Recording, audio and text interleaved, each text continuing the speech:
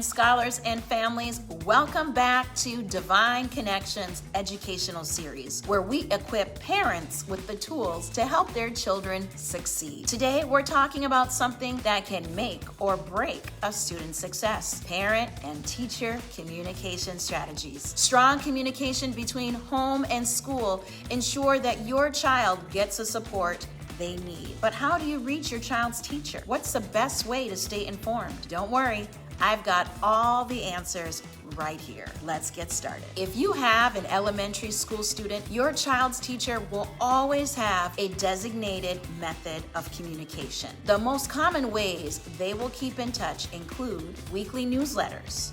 These may come through email or a paper copy in your child's take-home folder. Make sure to check their weekly take-home folder or Friday folder for important updates. There's also student portals and teacher emails. At the beginning of the school year, every K-12 student has a student portal that lists all of their teachers, class schedules, and direct email access. If you ever need to reach out, this is a great place to start. For middle and high school students, communication shifts slightly. Here's what to keep in mind. In most schools, parents and students can access messages from teachers inside their student portals. In Duluth Public Schools, for example, we use Infinite Campus, which allows parents to view student records, lunch balances, and messages from teachers all in one place. The learning management system that most schools use also use Canvas for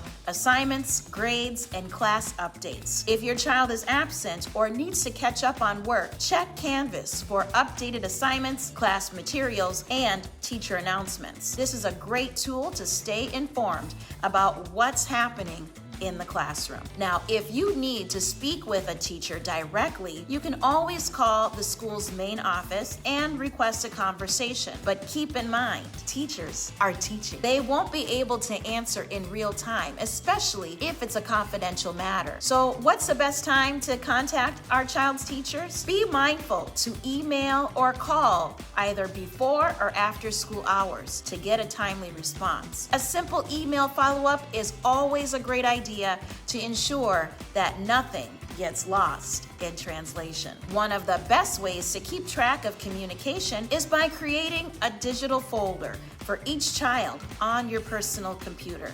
Save copies of teacher emails, meeting notes, and many important messages. This way, you can refer back to past conversations when needed. Also, did you know that each school district has a parent or integration advocate? Here's a pro tip. You can contact your district office to find out who is your child's designated advocate. If you ever need any additional support at a parent-teacher or administrative meeting, you can request for that advocate to accompany you. Just be sure to let the teacher or administrator know ahead of time. Parent-teacher conferences are a great opportunity to meet with your child's teacher, but life happens. If you can't attend during the designated conference time, follow up with the teacher and request a meeting at a time that works for both of you. Ask the teacher if there are any video lessons, strategies, or resources that can help reinforce what your child is learning at home. Sometimes schools have a great online tools and support network that is ready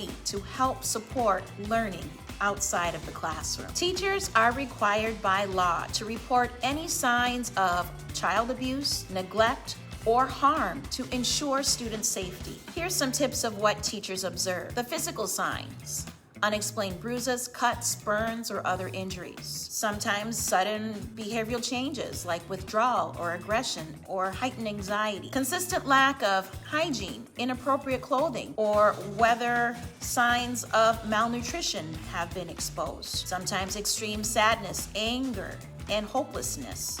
Statements from the child about mistreatment or unsafe living conditions. Teachers report concerns to Child Protective Services, CPS, or the other appropriate authorities. The report is confidential, and the teacher's role is to observe, report, and not investigate. Mandated reporting helps ensure the well-being and safety of all students. Teachers are trained to observe, document, and take necessary action when they suspect a child may be in harm's way. And that's it. Now you have all the tools that you need to stay connected with your child's teacher and be an active partner in their education. How do you prefer to communicate with your child's teacher? Email, phone, student portal? Let me know in the comments.